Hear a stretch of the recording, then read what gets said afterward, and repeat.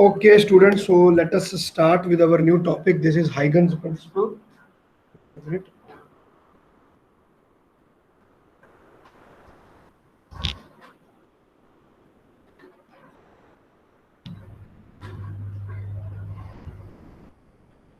Okay देखो, तो कल हमने किया था introduction of this chapter of wave optics, ठीक है।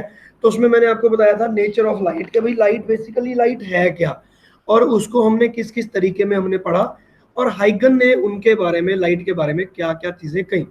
तो अब हम स्पेसिफिकली हाइगन के ऊपर ही कंसंट्रेट करेंगे। इससे पहले जो हमारे पास इलेक्ट्रोमैग्नेटिक वेव वाला चैप्टर था, उसमें हमने मैक्सवेल की बात समझी थी कि मैक्सवेल ने क्या कहा। डुअल नेचर वाले चैप्टर में हमने देख लिया कि light can be treated as particle also, तो वो बहुत बाद वाली बात थी। तो हाइगन प्रिंसिपल बहुत पुरानी बात है, ठीक है ना। एक वैसे रिवीजन के लिए मैं बता दूं, सबसे पहली थ्योरी जो आई वो न्यूटन की आई, दूसरी थ्योरी जो आई वो हाइगन की आया, लेकिन वो गलत थी। तीसरी थ्योरी जो मेरे पास आई वो आती है हमारे पास मैक्सवेल की, बिल्कुल सही पाई गई। और मैक्सवेल के बाद हमारे पास थ्योरी आती है प्लैंक्स कांस्टेंट या आइंस्टीन कह लो, दोनों का वर्क है। And the fifth theory comes out to be from the Louis de Broglie, that is dual nature.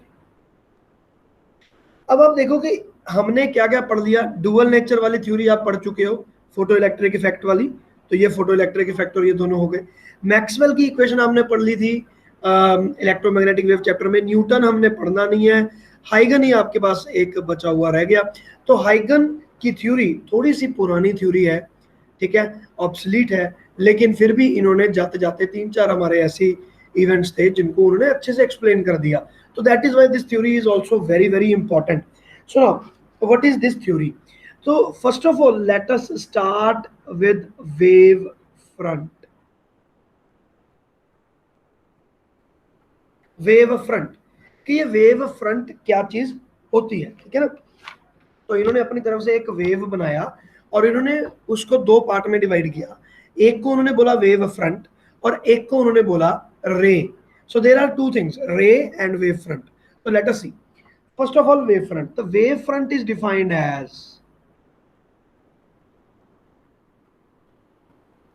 Proper definition है इसकी, wave front is defined as the continuous locus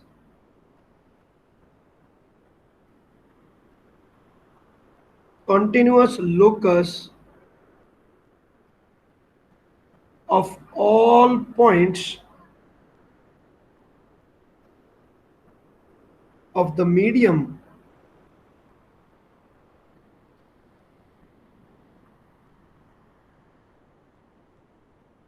which are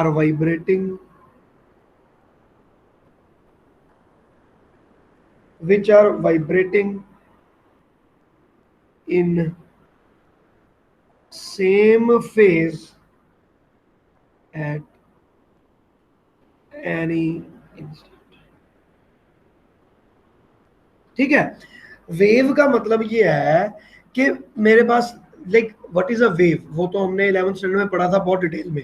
हमने क्या कहा था, there are many particles which are vibrating, but they are not like, they are not vibrating in a random fashion. There is a particular trend in which they are vibrating. So how are they vibrating? उनमें सारे के सारे line में लगे हुए हैं हमारे पास particle. when this particle is having certain amplitude, this particle is having a little less, this is little less, this is little less। so ये सारे के सारे हमने एक पर्टिकुलर फैशन में सेट किए हुए हैं। बट उसका मतलब ये नहीं है, ठीक है ना, कि भी हमने उनको बांध दिया है जबरदस्ती या कुछ, बट वो एक पर्टिकुलर फैशन के अंदर सेट है, तो वो एक वेव बनती है। तो वेव जो हम 12th स्टैंडर्ड में हमने पढ़ा था, wave is regarded as function of two things. तो आप यहाँ पर वेव को कह सकते हो कि wave is basically Y is the amplitude. Now this comes out to be the function of X and T, ठीक है, इन सच अ वे कि यहाँ पर इनकी एक इक्वेशन बनती है, वेव की equation, I don't remember it exactly, ये बन जाती है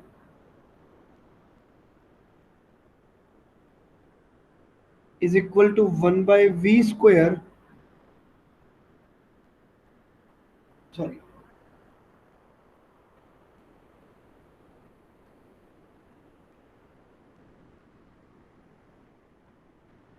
आई डोंट रिमेंबर इट एग्जैक्टली, लेकिन कुछ इस तरह की इक्वेशन बनती है। ठीक है बेटा, इसको आप एक बार वेरीफाई कर लेना प्लीज।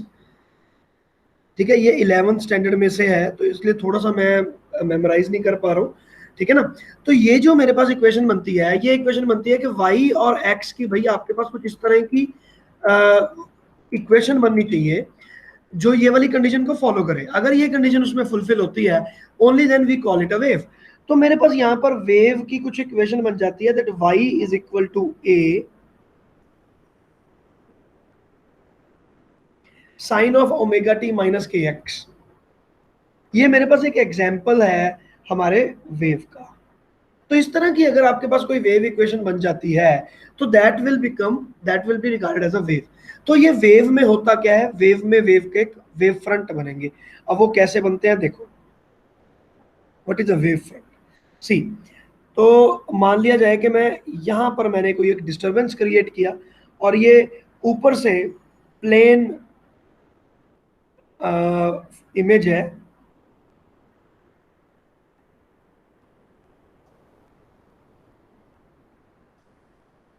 Like this. ठीक है, और इसको हम ड्रॉ कर सकते हैं ऐसे।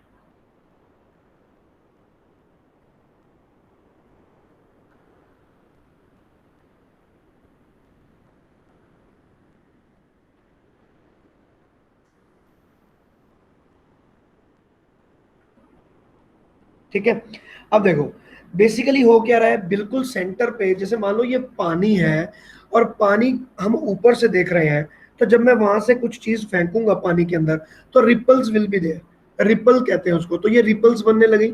अगर ये रिपल्स यहाँ पर बनने लगेंगी तो आपके पास ये यहाँ पर वेव बन जाएगा ना। Wave is travelling in this direction, so this is called रे। तो ये जो स्ट्रेट लाइन मेरे पास बन गई, इसको हम बोलते हैं रे। तो आप ये कहां से कहीं से भी कहीं तक ले जाओ, it will always be perpendicular. आप इसको कहीं पे भी मूव करोगे, so this will always be perpendicular to the wave front. ठीक है, this thing in orange is called wave front. तो इसको मैंने वेव फ्रंट बोला, और जो रेड कलर में मैं बना रहा हूं that is ray. So these are two different things. तो वेव फ्रंट और रे, तो ये आ गया, आगे वाला वेव फ्रंट हो गया ये। तो सबसे पहले इन्होंने क्या डेफिनेशन दी, इन्होंने वेव फ्रंट की डेफिनेशन दी, defined as the continuous locus of all the points of the medium which are vibrating in the same phase at the same time. मतलब अब मैं अगर इसमें देखूं तो ये सारे के सारे पॉइंट, ये वाला ये वाला ये वाला ये वाला, ये सारे पॉइंट क्रेस्ट पे है, और ये वाले सारे के सारे पॉइंट ट्रफ पे है। मतलब ये नीचे चले गए और ऊपर आ गए, क्रेस्ट ऊपर आ गया। तो ये वेव इस तरह से ट्रेवल कर रही है। तो जिस पॉइंट पर सारे के सारे ऊपर हैं और जिस पॉइंट पे सारे के सारे नीचे हैं, तो we call it wave front. तो ये आपका वेव फ्रंट हो गया। इसका एक ये भी मतलब होता है कि this is the way the wave is travelling. तो मैं अब यहाँ पर कह सकता हूँ कि अगर ये वाला वेव फ्रंट है तो इसके आगे जो पॉइंट है ना, उस पॉइंट को अभी तक पता नहीं कि wave is coming. Like let us say there is this is the point. Now this point does not even know that भाई किसी ने पानी के अंदर पत्थर फेंक दिया है और वहां से पानी ऐसे उड़ता आ रहा है, इस बंदे को पता भी नहीं है। ठीक है, तो इसको क्या दिखेगा, इसको जो चीज दिखेगी that is called wave front. तो ऑब्वियसली ये जो इसका स्टार्टिंग, ये वाला जो फर्स्ट पार्ट है, this is called wave front. तो ये ट्रेवल कर रहा है और इस बंदे की तरफ आ रहा है एट सर्टेन वेलोसिटी। तो वो सब चीजें हम 11th स्टैंडर्ड में डिटेल में पढ़ चुके हैं कि व्हाट इज द वेलोसिटी, उसका क्या डेफिनेट क्या फॉर्मूला है और ये वो। आपको याद होगा शायद, खैर मेरे को भी नहीं याद ज्यादा चीजें। तो bulk modulus divided by density और इसका स्क्वायर रूट, ये इसकी वेलोसिटी का फॉर्मूला होता है। तो ऐसे बहुत सारे फॉर्मूले होते हैं जो हम 11th स्टैंडर्ड में पढ़ते हैं। ठीक है, तो ये आ गया आपके पास सारे का सारा वेलोसिटी का। Okay, so this is our wave front to start with. Okay, चलो अब हम चलते हैं इसके आगे। नाउ व्हाट इज अ रे। मैं यहाँ पर रे भी यहीं पर हम डिफाइन कर देते हैं।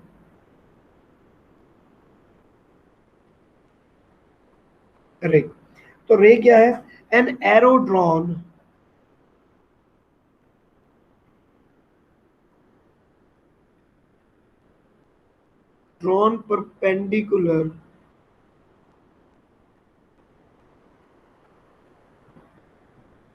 Perpendicular to wave front.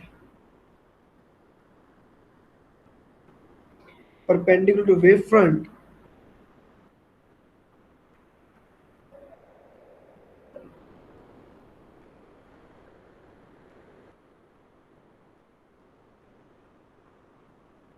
in the direction of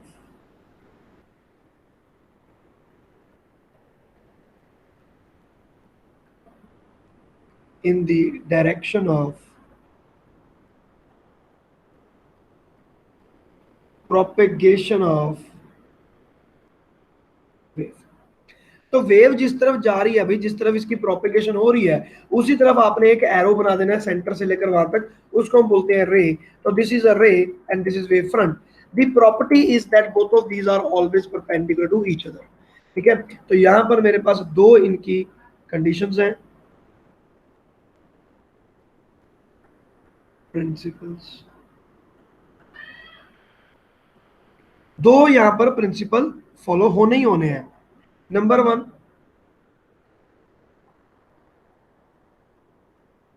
रे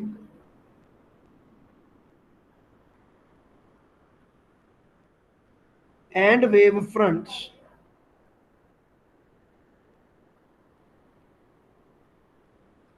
are always perpendicular to each other।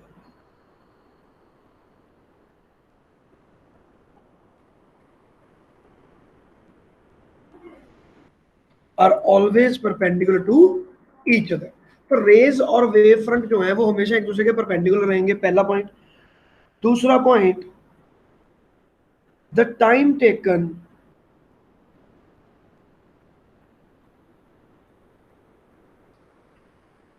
Bye wave या by disturbance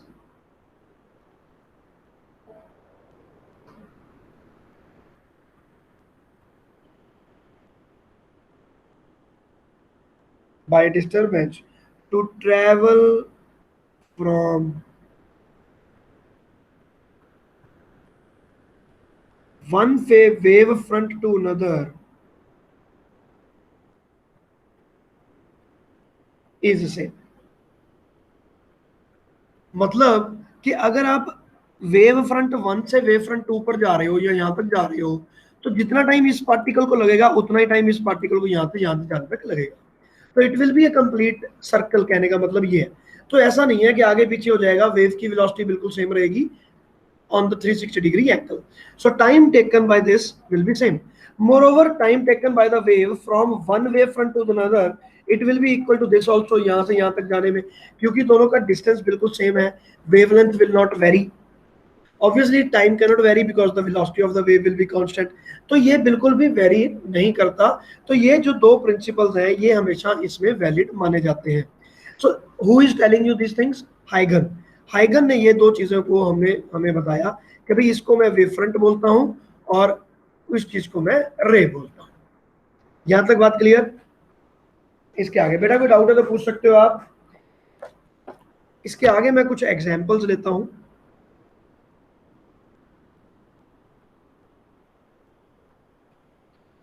examples of wave fronts. तो अब इनका क्या एग्जांपल है? सबसे पहले आ गया स्फेरिकल वेव फ्रंट।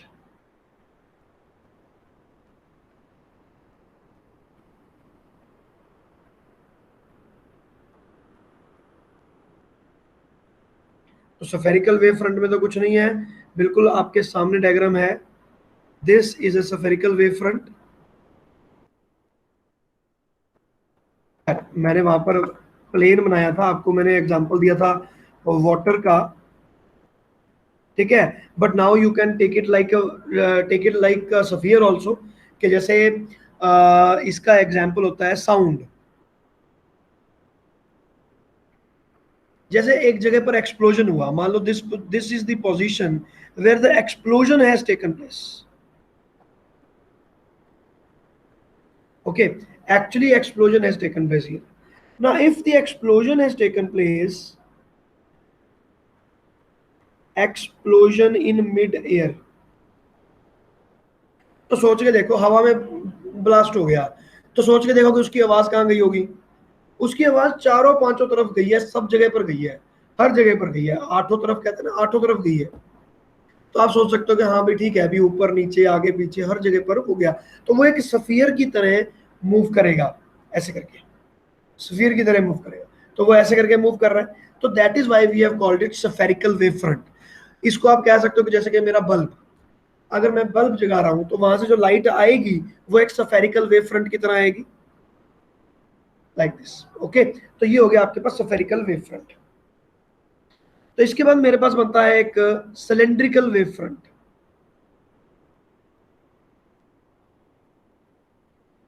तो लेट अस से मैं इसको यहां से हटा देता हूं, यहां पर लिख देते हैं।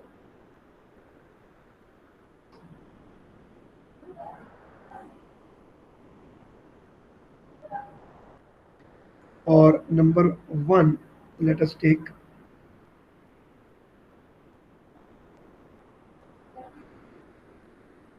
Cylindrical wave front.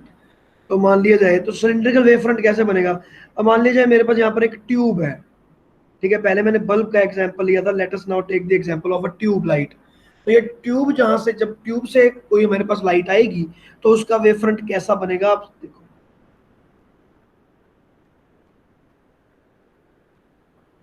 इस तरह से,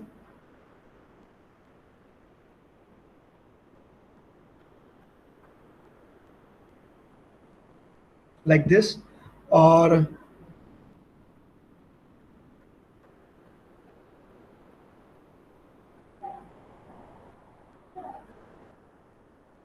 लाइक दिस।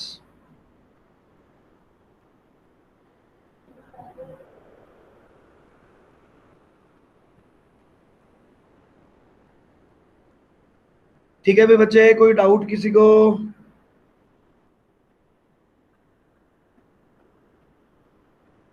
ठीक है, जो ये मिड वाली है इसको हम रेड कलर में कर देता हूँ ताकि आपको पता चल जाए कि ठीक है भाई, यहां से अब आपका जो वेव फ्रंट बन गया वो वेव फ्रंट कुछ इस तरह से बना। और आपकी रेज कैसी बनेगी? रेज बनेगी ऐसे,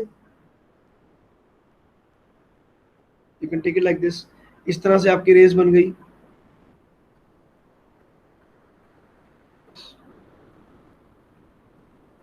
तो ये हो गया रे, और जो आपके सामने यहां पर आ गया इसको हम बोलेंगे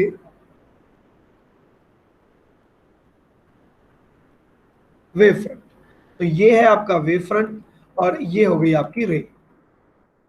ओके, ट्यूबलाइट कैसे चलेगी ये उसका उसका एग्जांपल है। और ये है मेरे पास जैसे एक बल्ब है, उसका एग्जांपल है। तो इसको बोलते हैं हम सिलेंड्रिकल वेव फ्रंट, और ये हो गया आपके पास spherical wave front. Now next इसके बाद एक होता है plane wave front. Third point is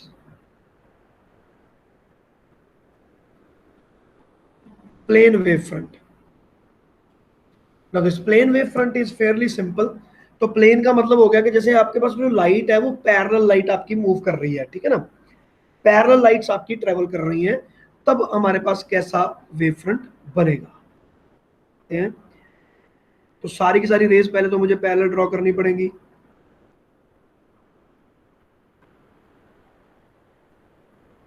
ऐसे। एंड इनका वेव फ्रंट कैसा होगा? ऑब्वियसली एक दीवार जैसा, बिल्कुल प्लेन फ्रंट आएगा मेरे पास,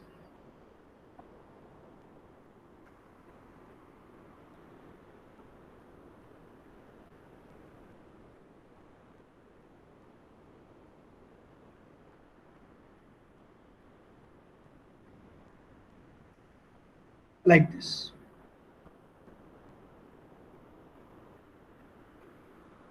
ठीक है, आई होप आपको ये बात क्लियर हो रही है।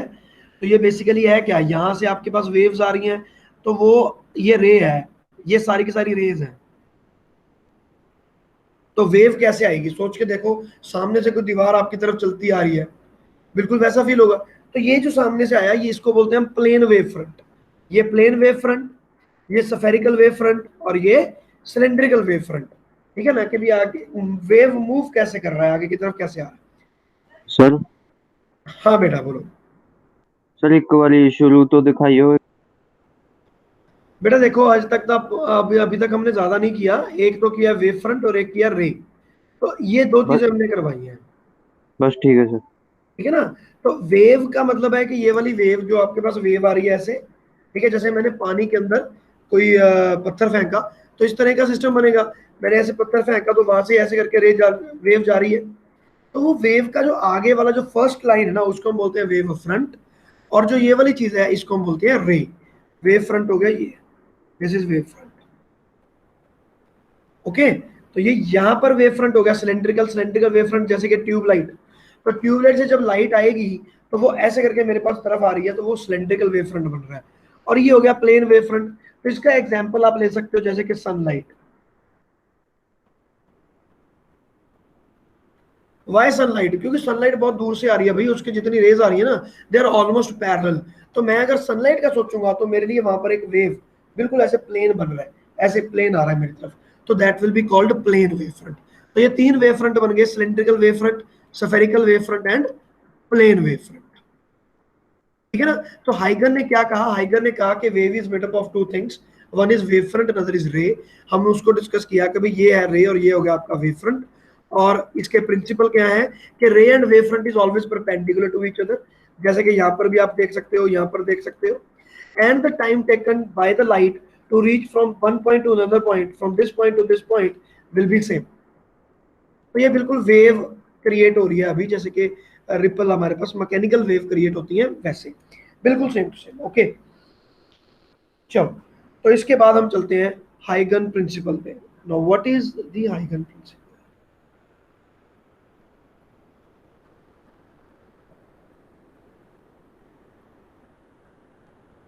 तो हाइगन का प्रिंसिपल क्या है? अब प्रिंसिपल ये है इनका,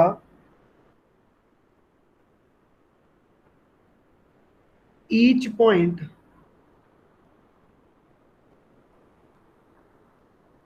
each point on a wave front,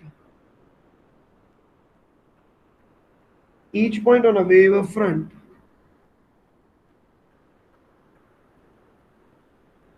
is a source of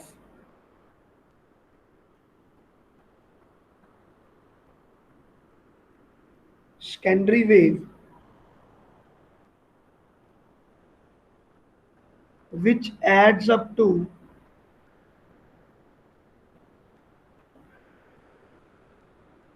give a wave front. Wait a minute. Gives up a wave front at any later time.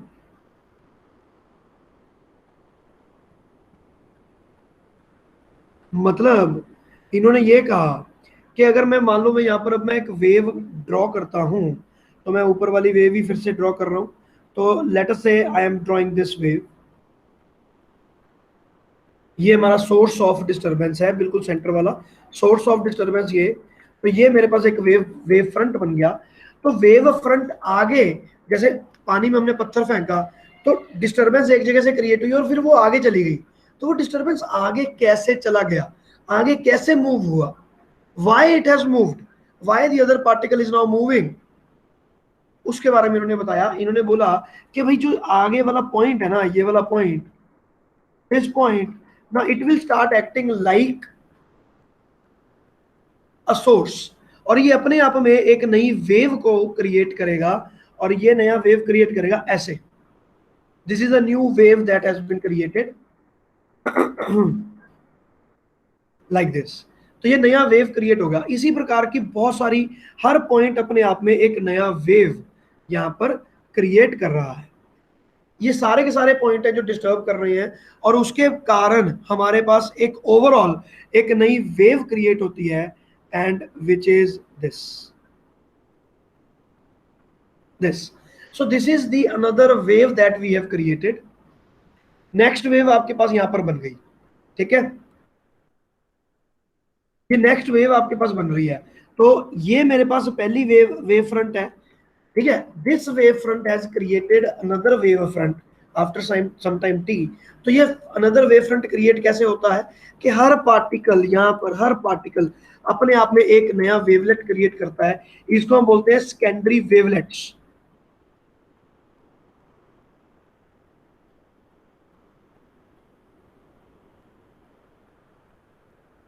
Secondary wavelets, wavelet मतलब छोटी सी wave. तो ये यहाँ पर छोटी छोटी वेव्स बन रही हैं और ये छोटी छोटी वेव्स सुपरपोज करके एक बड़ी वेव का आकार लेती है और उसके बाद आप यहाँ पर किसी भी तरह तक आगे तक जा सकते हो। मतलब मान लो मेरे पास अब ये वाला एक नया वेव बन गया, तीसरा वेव बन गया, तो अब आप पूछोगे कि सर ये वाली वेव किसने क्रिएट की? तो भाई जो आपकी जो पहले वेव बन रही थी ये उसी ने वेव क्रिएट की है, लाइक दिस। तो वो आगे वाले पार्टिकल ने एक नया वेव दिया तो एक नई वेव यहां पर क्रिएट होती है। तो according to the definitions, according to the theory, each point on a wave front is a source of secondary wave which adds up to give a wave front at a later time। जो secondary wave है उसको आप wavelet भी बोल सकते हो यहाँ पे, if you don't want to call it wave you can call it secondary wavelet. तो ये इस तरह से वेव्स यहाँ पर बनती जाएंगी और मेरे पास एक नया वेव तैयार हो जाएगा और उसके बाद बाकी सारी चीजें तो डिस्टर्ब हो ही चुकी हैं, बाकी की जो डिस्टर्बेंस है वो आगे बाद में क्रिएट होगी। समझ गए? तो ये इस तरह से आपकी जो वेव है आगे की आगे ये ट्रेवल करती रहती है। So now we know how a wave is generated and why it is travelling, why it travels a distance, क्योंकि भाई आगे वाले ने डिस्टर्बेंस किया। इसमें मैं एक एग्जांपल देता हूँ, जैसे हमारी क्लास में बहुत सारे बच्चे बैठे हैं और हम पास पास नहीं खेलते होते बच्चे।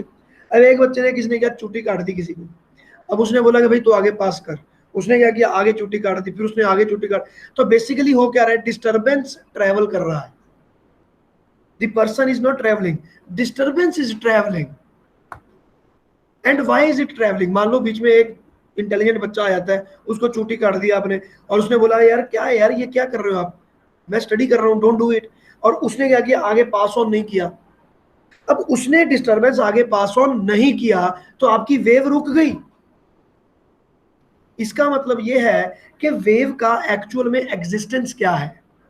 वेव का एग्जिस्टेंस है डिस्टरबेंस, और वो उस पार्टिकल पे डिपेंड करता है, ये वाले पार्टिकल पे डिपेंड करता है कि ये भाई अगले पार्टिकल को डिस्टर्ब करेगा कि नहीं करेगा। अगर मान लिया जाए ये वाला बंदा कहता है कि नहीं यार मैं आगे डिस्टर्ब नहीं करूंगा, लेटर से ये कहता है कि मैं आगे डिस्टर्ब नहीं करूंगा, तो आपकी वेव कहां गई? खत्म होगी वेव। तो वेव का अपना कोई एग्जिस्टेंस है ही नहीं। वेव एग्जिस्ट करती है, wave is like a dance. तो सारे के सारे बच्चे खड़े हैं और वो बच्चे एक डांस कर रहे हैं किसी तरीके में। मान लो एक बच्चा खड़ा हो जाता है और कहता है यार मुझे नहीं करना डांस। अब अगर नहीं करना डांस तो नहीं करना डांस, भाई तुम्हारी मर्जी है। तो हर पार्टिकल की मर्जी है। तो इन्होंने ये बात बोली कि हर पार्टिकल अपने आप में डिस्टर्ब करता है आगे वाले पार्टिकल को, जिसके कारण वेव रिक्रिएट होती है, रिक्रिएट होती है, रिक्रिएट होती है और वेव आगे क्रिएशन में जाती रहती है। Is it okay? बच्चों समझ में आ गया वेव ट्रेवल कैसे करता है? हाँ जी सर। ठीक है ना, ये वेव के बेसिक प्रिंसिपल्स है बेटा, इनको अच्छे से समझना है आपने। ये इस तरह से वेव अब ट्रेवल कर रही है, तो क्यों कर रही है ट्रेवल? क्योंकि ये लोग एक दूसरे को डिस्टर्ब करते जा रहे हैं, that is why this wave is now travelling. ये जो मैंने रेड कलर में बनाया इसको मैं बोलता हूँ रे, the other thing is wave front. So one wave front is creating another wave front. This is the Huygens principle and based on which the wave is traveling. Now, what are the main principles? Principle for this. Now, number one is each point on a wave front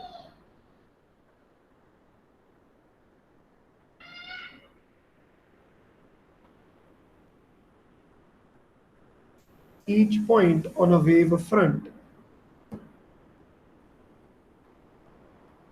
yeah, wave front acts as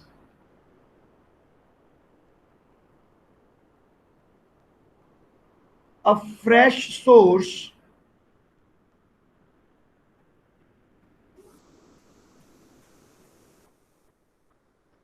of new disturbance called secondary wavelet, called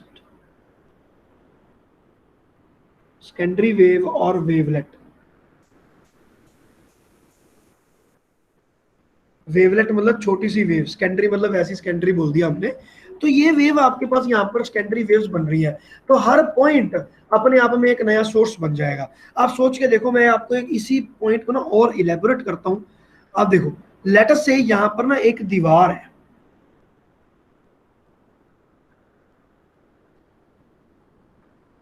let's say यहाँ पर एक दीवार है और इसमें दीवार में हमने ना एक छेद कर रखा है यहाँ पे लाइक दिस और लाइक दिस। तो अब जब मैं यहां पर मान लो कोई बंदा खड़ा था और उसने आवाज मारी तो इसकी वेव कैसे आएगी? ऐसे ऐसे आएगी वेव, लेकिन वो यहां पर जाकर टकरा जाएगी और जब टकरा जाएगी तो वो वहां पर रुक जाएगी। लेकिन अगर यहां पर कोई बंदा खड़ा है, क्या उसको आवाज सुनेगी? बिल्कुल सुनेगी। क्यों? क्योंकि इस दीवार के अंदर छेद है। तो होगा क्या, यहां से जब साउंड बाहर निकलेगा ना तो it will create another wave. समझ गए?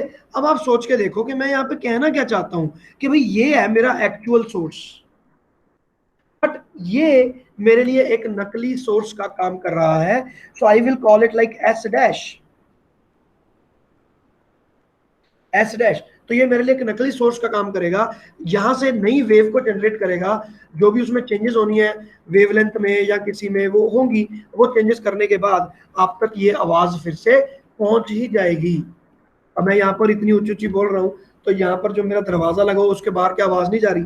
आवाज जा रही है, but the complete wave is not going, the complete wave is not going outside. छोटी सी वहां से निकली आवाज और उस आवाज ने अपने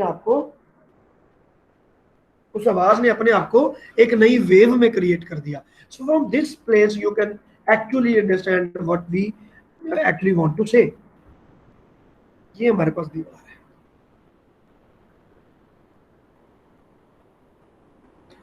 सो आई बिलीव कि अब आपको ये वाला पॉइंट अच्छे से समझ में आ गया होगा ना। Point number two is the secondary wavelets spread out in all directions। या मैं यहाँ पर डायरेक्ट वेवलेट लिख रहा हूँ।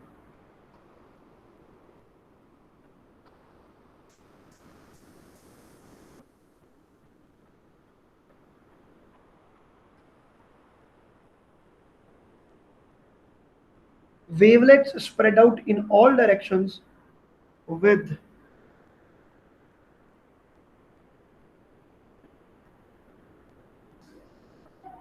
the speed of light in given medium। भाई स्पीड ऑफ लाइट तो चेंज हो सकती है ना, पानी में अलग होएगी, किसी में अलग होएगी। तो उसने बोला कि आपका जो ये डिस्टरबेंस है वो स्पीड ऑफ लाइट से जाएगा, ट्रेवल करेगा। It will depend upon the medium.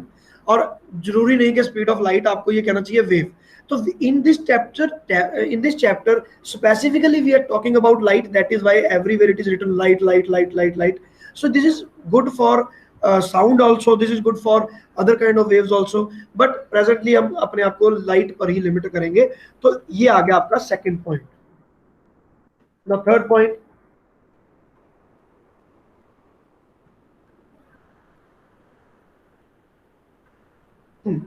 New wave front, new wave front is given by. भाई अब जो नया वेव फ्रंट बन गया वो बना कहां से? तो उसने बोला कि भाई जो यहाँ पर ये वाले सर्कल बन जाएंगे ना ऐसे बहुत सारे, ये वाले, इनको कवर करने वाला एक एनवेलप, सबको कवर करके एक एनवेलप बनेगा। That envelope will be the new wave front. तो इसको हम लिखेंगे कैसे? The new wave front is given by the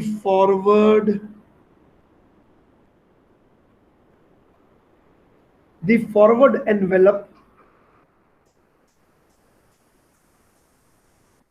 for all the wavelets। जितनी वेवलेट्स हमारे पास बन गई उनको एक टेंजेंशियल सरफेस बनती जाएगी। ब्रैकेट में लिख देते हैं टेंजेंशियल सरफेस।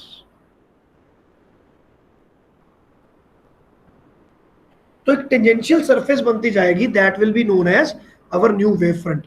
तो ये मेरे पास एक दूसरा वेव फ्रंट बन गया। These are the principles given by Huygens, and Huygens ने इस पॉइंट पे in 1678 what is a wave उसको एक थियोरेटिकल पार्ट में उसको लेकर आए और उसके ऊपर सारी मैथमेटिक्स बना दी। ठीक है, so this is how he has done it. So this is हाइगन principle. I hope everything is clear. बेटा अगर कोई प्रॉब्लम है तो आप पूछ सकते हो मेरे से प्लीज। हाँ भाई, इज इट ओके? हाँ जी सर। ठीक है, तो अब मैं, ये तो हो गई मेरे पास व्हाट इज अ वेव। तो अब हम करने वाले हैं दो बहुत इंपॉर्टेंट चीजें। नाउ रिफ्लेक्शन ऑफ लाइट, सबसे पहले हम लिखेंगे law of reflection.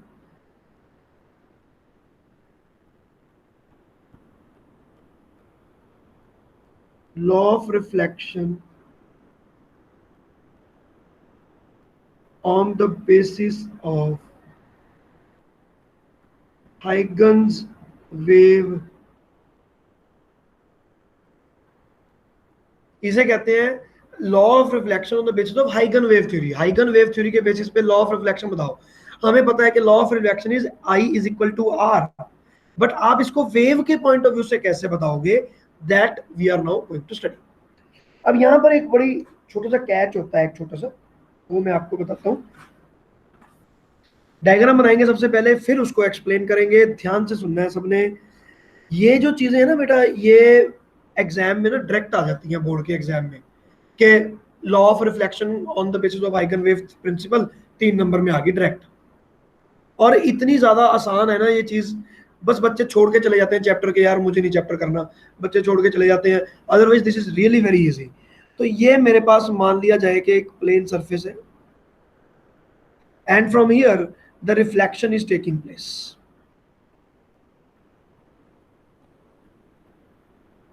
So how this reflection will take place?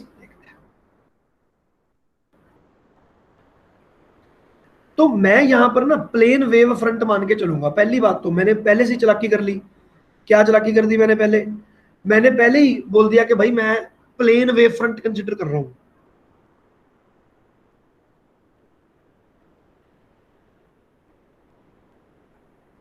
Late us consider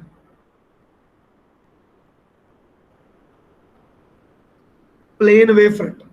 ऐसा नहीं है कि दूसरा कोई फ्रंट लोगे तो नहीं होगा, तब भी होगा। रिफ्लेक्शन के तो तब भी हमारे सारे के सारे प्रिंसिपल्स काम आएंगे ही आएंगे, लेकिन फिलहाल हम सिर्फ प्लेन वेव फ्रंट को कंसिडर करेंगे। तो प्लेन वेव फ्रंट कैसे आएगा? मान लो यहां पर आकर किसी ने हिट किया,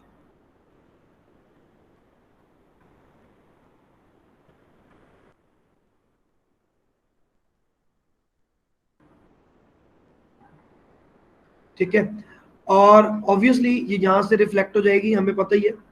ठीक है, तो मैं एक बार तो ऐसे ही ड्रॉ कर रहा हूं, और प्लेन वेव फ्रंट है तो दूसरी जो वेव आएगी वो कहां से आएगी, वो यहां से ले लेते हैं। ठीक है, and this will now move like this. तो ये प्लेन वेव फ्रंट है बेटा। वेव कहां है? वेव मैं आपको ड्रॉ करता हूं, ये रही आपकी वेव, ये रही वेव, ये वेव फ्रंट है, प्लेन वेव फ्रंट है ना। तो ये ऐसे सीधी सीधी दीवार आपकी तरफ चलती आ रही है। अगर आप यहाँ पे खड़े हो तो आप देखोगे कि भैया 90 डिग्री होना चाहिए। तो this is the wave front, and let us से कि मैं इसको कलर दूसरा देता हूँ, ऑरेंज कलर दे देते हैं। सो दिस इज वेव।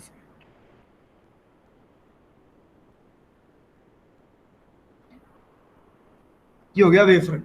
तो वेव फ्रंट चल रहा है, तो इसका मतलब ये है कि ये जो पॉइंट मेरे पास आ गया, लेटस नेम इट, मैं इस पॉइंट को लिखता हूँ ए, इस पॉइंट को लिखता हूँ बी। तो ए और बी पॉइंट क्योंकि एक ही वेव फ्रंट पे लाई करते हैं, they are in the same plane. ठीक है, plane wave front A B is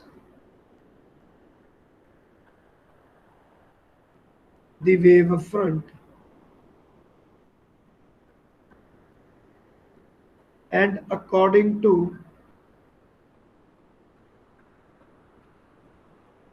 हाइगन प्रिंसिपल, कि ये दोनों के दोनों हमारे पास सेम ही वेव फ्रंट वहां पर बनेंगे। तो उन्होंने ये प्रिंसिपल दिया था, A B is the wave front, and according to हाइगन principle point A and B are in same phase. ये बहुत इंपॉर्टेंट है। सेम फेज का मतलब है भाई लाइट की जो स्थिति है वो बिल्कुल सेम स्थिति है। तो वो ये ऐसे की ऐसी आपके मूव करते हुए आगे आ रही है। अच्छा, यहाँ पर मैंने गलती कर दी है, 45 डिग्री एंगल ले लिया। ओहो, there is a mistake in the diagram that we have done. इसको तो चेंज करना ही पड़ेगा, अदरवाइज बात नहीं बनेगी। बेटा मैं ये डायग्राम आपका, 1 मिनट रुक जाओ, मैं दोबारा बना रहा हूँ।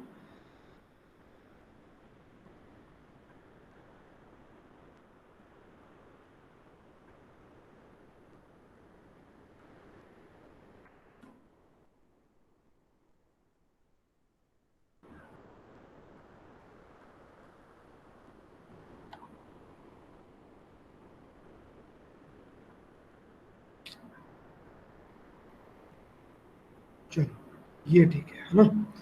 और जो दूसरी लाइन बनेगी,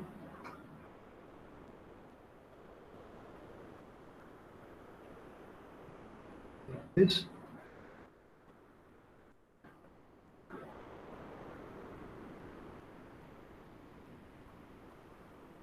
like this, ये मान लेते हैं, ठीक है। ये मैंने रेस को ड्रॉ किया है, और जो वेव फ्रंट होगा दैट विल बी परपेंडिकुलर। तो मैं अब यहाँ पर परपेंडिकुलर ड्रॉप करना पड़ेगा मुझे। सो लेट अस से दिस इज द परपेंडिकुलर, ठीक है ना। ये बस डायग्राम थोड़ा सा अच्छा बन जाएगा, like this is the thing, ठीक है। ओके, तो ये मेरे पास वेव फ्रंट हो गए।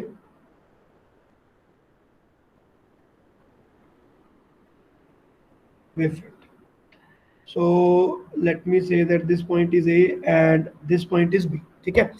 चलो जी, तो अब ए बी तक तो सारा का सारा चीज थी ठीक, लेकिन अब ए पॉइंट से जब आगे चला गया है, सो let me say that this point is C and this point is D.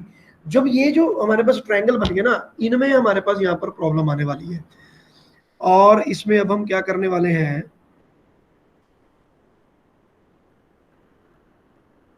Angle मैं स्पेसिफाई करता हूं। So this angle will be taken as angle आई,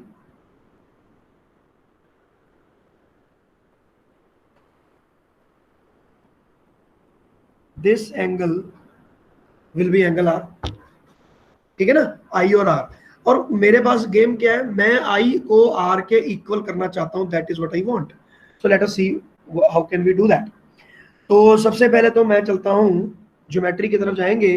तो इन ट्रायंगल्स कौन कौन से, B D and triangle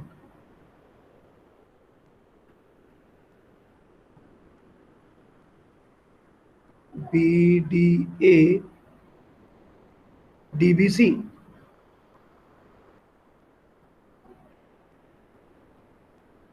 and in triangle D B C.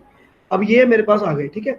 अब देखो इसमें सबसे पहले तो मैंने एंगल लिख दिया कि angle A is equal to angle C and both are actually equal to 90 degree. B D is common, तो this can be taken as hypotenuse of the triangle, और ये दोनों कॉमन हो गया। और इसके अलावा मेरे पास साइड, तो बी डी हाइपोटेन्यूज आ गया, और ये वाली साइड में ले लेता हूं बेटा ए डी। देखो ए डी क्या है, तो इन्होंने टाइम तो टी ही लिया है दोनों रेज ने। तो मैं कह सकता हूं कि ए से डी जब गया, तो what should be the distance will be C into T, the speed of the light multiply by time taken. और सेम ही टाइम टेकन में ये वाला पॉइंट सी तक यहां पर चला गया, तो B C is also equal to C T, so both are equal, A D is equal to B C. तो अगर मैं इन तीन चीजों को लगाऊं, तो मैं यहां पर कह सकता हूं कि by R H S congruency rule,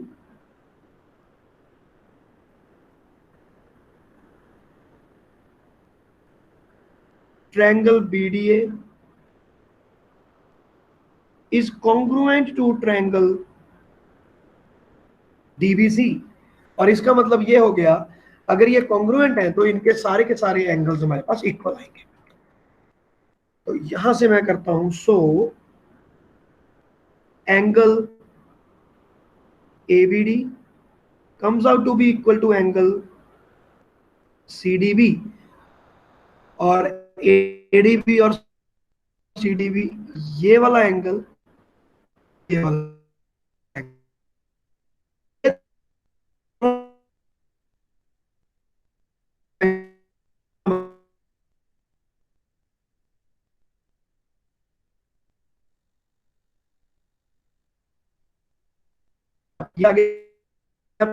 point number 1। अब ये